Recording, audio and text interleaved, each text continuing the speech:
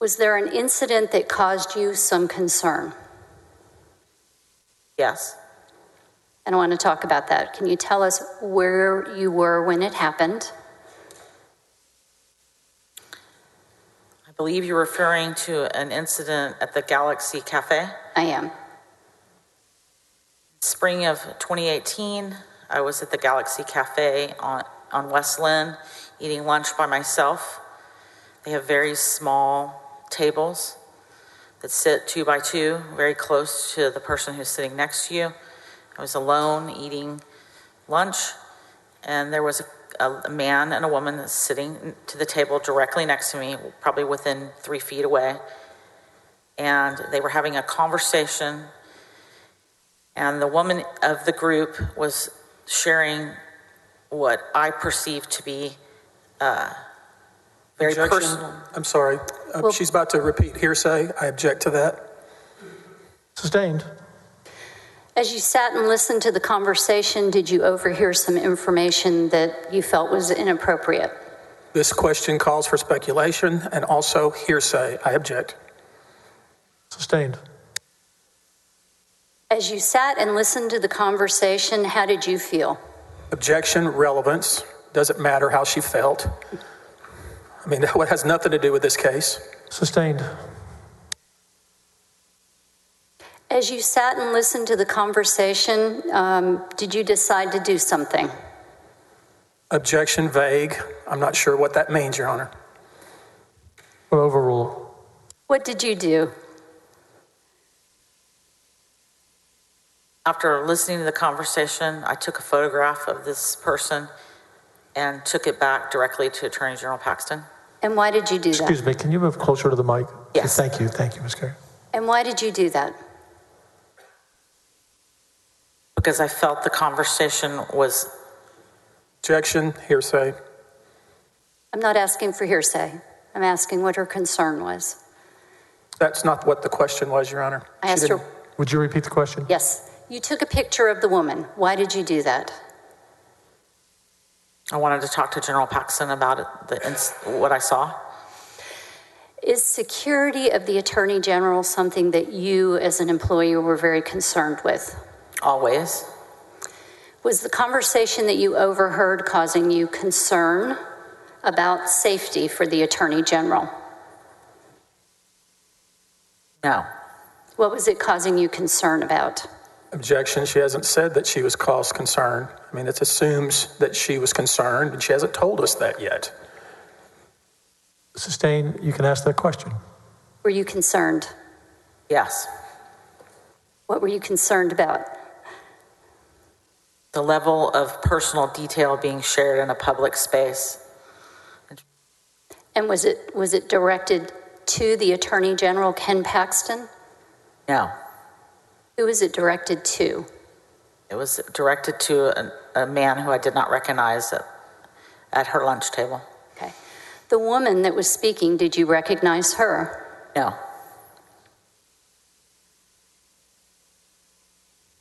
Did you do anything further before you left the restaurant? No. Did you monitor the woman as she was leaving the restaurant? Objection, leading. Sustained. What did you do? She's already said she did nothing else, Your Honor. Asked and answered.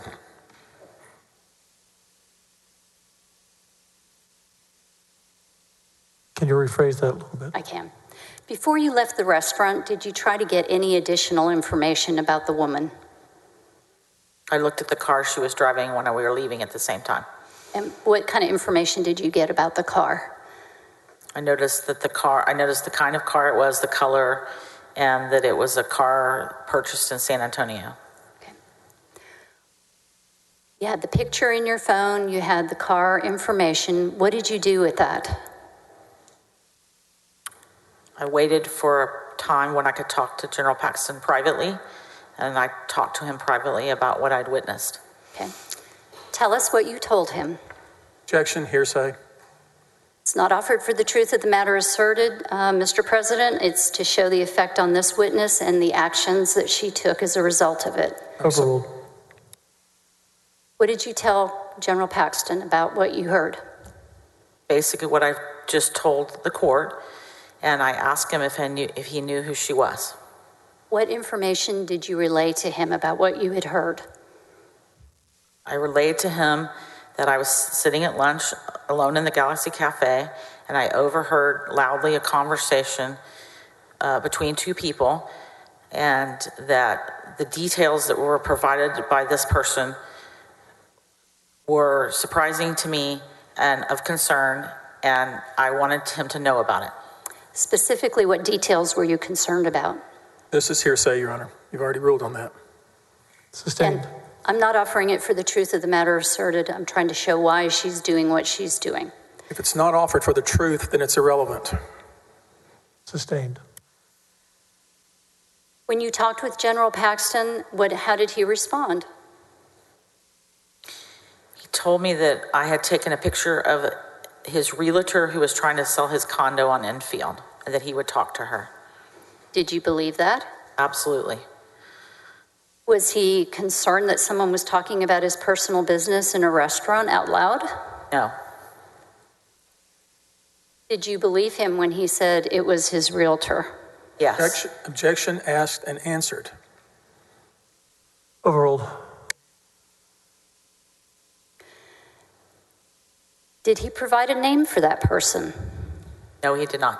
All right, let's come forward now to May of 2018. Did you have an occasion to go to an official function in San Antonio? Yes. And did you see someone there that you recognized? Yes. And who was it that you recognized? Same lady I'd seen in Galaxy Cafe. Okay.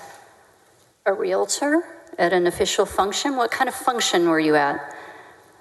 Was at a National Association of Attorney General's reception, a happy hour, cocktail hour. Okay. Did you get the name of that person?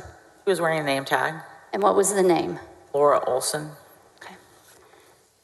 During the course of the spring and summer of 2018, did you come to learn what the relationship was between Laura Olson and the Attorney General?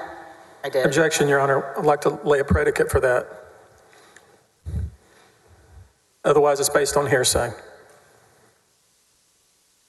Sustained. How did you come to learn about the relationship? Attorney General told me about it. I was also told by the security detail and the travel aides. And did you confirm that it was the named Laura Olson, same person? I did. How did that make you feel about him telling you that she was a realtor? Surprised. That he had lied to you? Yes. May I have House Exhibit 623, please?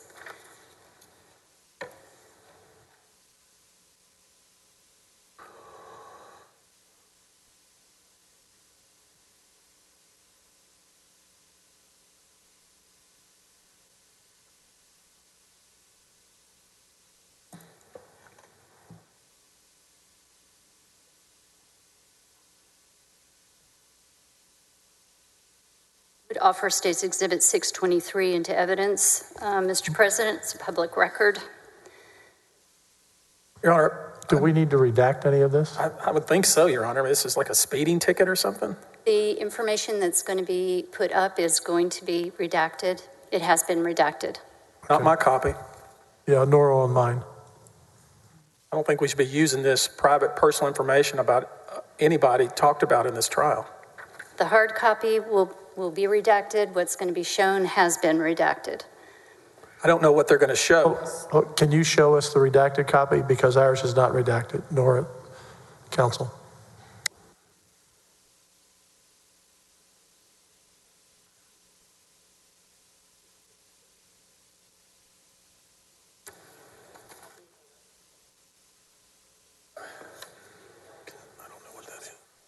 We'll break in 15 minutes. We're going to continue to the top of the hour. Thank you, Jim. I'm sorry, we're not. I said we're going to break in 15 minutes at the top of the hour. You may stretch your legs if you like, senators, but we're going till the top of the hour.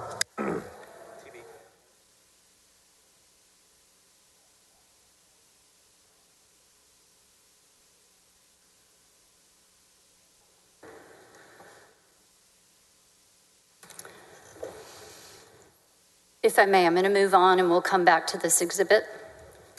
Okay, we'll come back to that exhibit. Continue. During the spring and summer of 2018, were there some things that were happening within the office concerning Laura Olson that you were having to deal with? Yes. Specifically, were there problems with morale? Yes. In which areas of the office were you having difficulty? Travel aides, security detail, Mr. Mateer. How about the scheduler?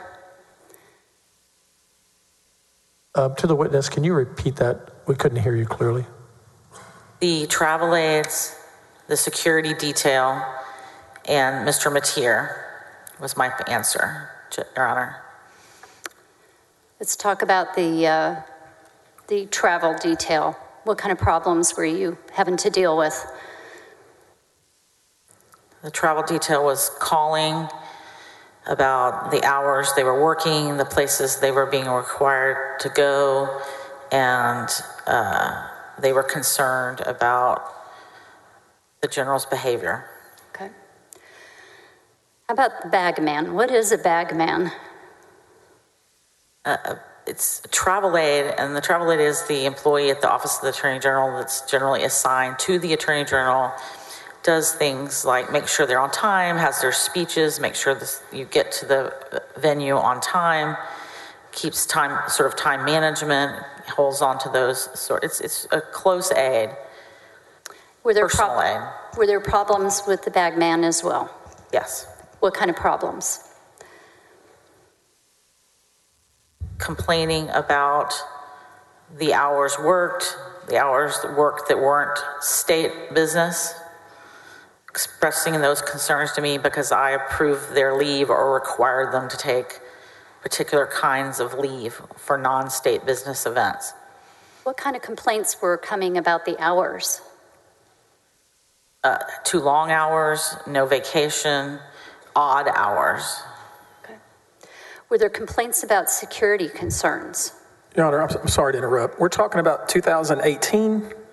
We are? Some complaints in the office from 2018 that has nothing to do with any of the articles of impeachment, I would object to be irrelevant.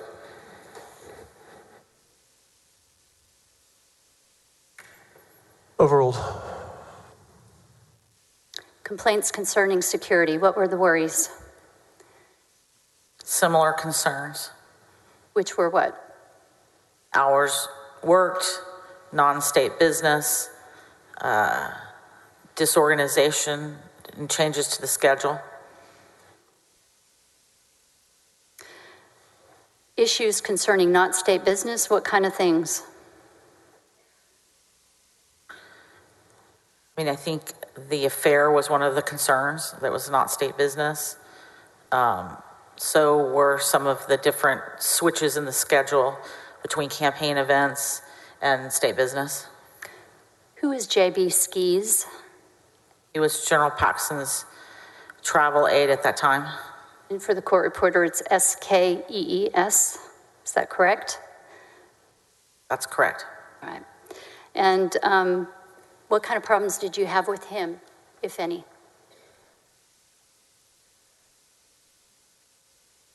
I personally didn't have problems with JB. JB quit unexpectedly and refused to tell me or Mr. Mateer why. You ever had that happen before? I have not. Okay. Were there issues with the Attorney General's wife that you were having to deal with as well? At some point in time, Mrs. Paxton was calling the office, asking about the schedule or asking where he was, and the staff was uncomfortable sometimes answering those questions, and they were complaining about that. Why would they be uncomfortable? Objection, speculation. Sustained. Do you know what caused them to be uncomfortable? Only what I was told. And what was your understanding? This question is going to be relating hearsay, which you just set it up as hearsay, so I object hearsay. Sustained. With a problem like that, with the problems that you were having concerning morale, what did you do?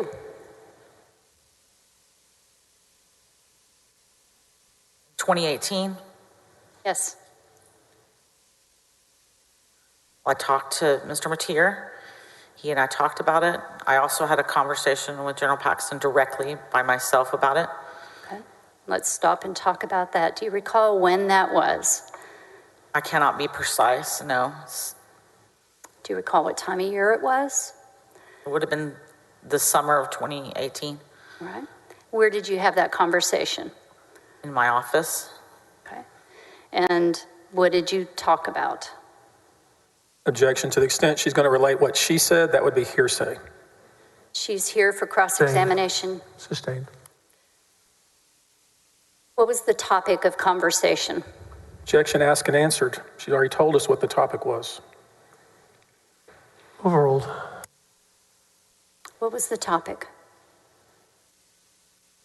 The topic was the ethical implications of a secret affair. Were you able to relay your concerns? Yes. Did he confirm that he, in fact, was having an extramarital affair? Yes.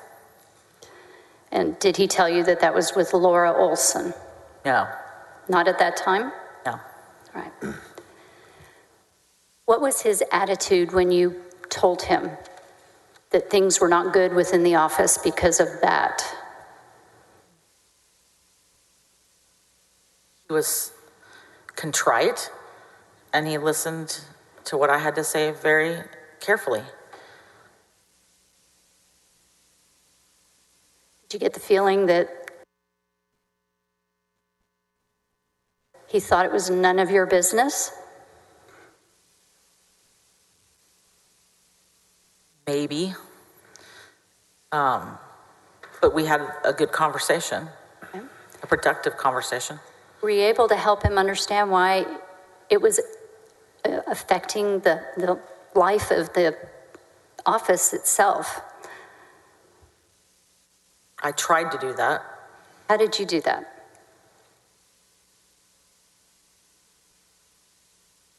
We talked about what had happened to previous public officials that I had counseled in similar situations. We talked about previous public officials and what happened to them in similar situations. We talked about the risk involved in secrets of this magnitude that began to bleed over into the work of the Office of the Attorney General. What kind of risks are there? I mean, there's ethical risks, there's political risks, there's legal risks. What kind of legal?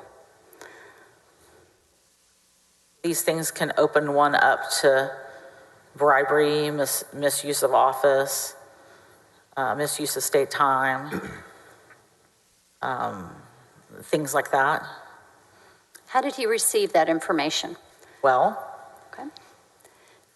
Did you make a request of him to tell his wife, Angela? I did.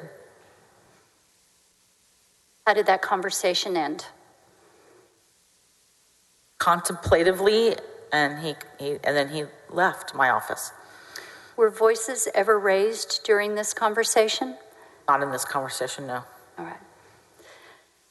Based on what you know of him and your experience working with him, how does Attorney General Paxton react to confrontation? He's generally very patient, and he listens well, and he takes in information. So I would say he reacts well to confrontation. Let's come forward to October of 2018. Was there an occasion that you went to the campaign headquarters? I did. Right. I think that was actually September of 2018. Okay. And Twice. who is present at that time? Jordan Berry, Jeff Mateer, Brantley Starr, Ben Williams, Mark Rylander, I think, perhaps, myself, and I'm not sure, I could be leaving somebody out, but that's the ones that stand out. Okay. And what was the occasion? We were invited to meet with General Paxton and Senator Paxton to talk about this matter, This matter being what? the affair. Okay. Would it be fair to say that General Paxton confessed the affair to all of you? I think that'd be a fair characterization. Okay. Did he apologize to all of you as a group? Did. Okay. Describe that experience very briefly, if you would, please. An uncomfortable experience. It's an experience I had not had before in my life. Somber. Be a word I'd use. How did General Paxton's wife take it? How was she responding? She was sad and embarrassed, I believe. That was my impression. Was she crying? She was. Right? When you saw that, what did you do? My heart broke for her. And what did you do? After the meeting had concluded, I think I hugged her, and I think I told her that I was sorry this had happened to her. Okay. What happened after that? We broke up and went home. Went back to work. In September of 2018, after that meeting, did you believe that Laura Olson was out of his life for good? Again, at that point, I didn't know her name, but I thought that this type of behavior was out of his life for good, yes. Let's talk about August 1st of 2019, coming forward now in time. Was there a change in your duties? Yes. What happened? Judge Starr was being promoted to the federal bench, so there was a vacancy in the deputy first assistant position, which was equal to mine, both reporting to Jeff and helping manage the deputies in the way I described in the exhibit. I was told that that was going to change, and when the new deputy first assistant came in, who was Ryan Bangert, that my duties would be changed and I would be reporting only directly to Mr. Mateer. Okay. Did you receive an explanation as to why those changes were being made? It was my understanding that those changes were being made at the general's request because I had said no to him too many times, is what I was led to believe.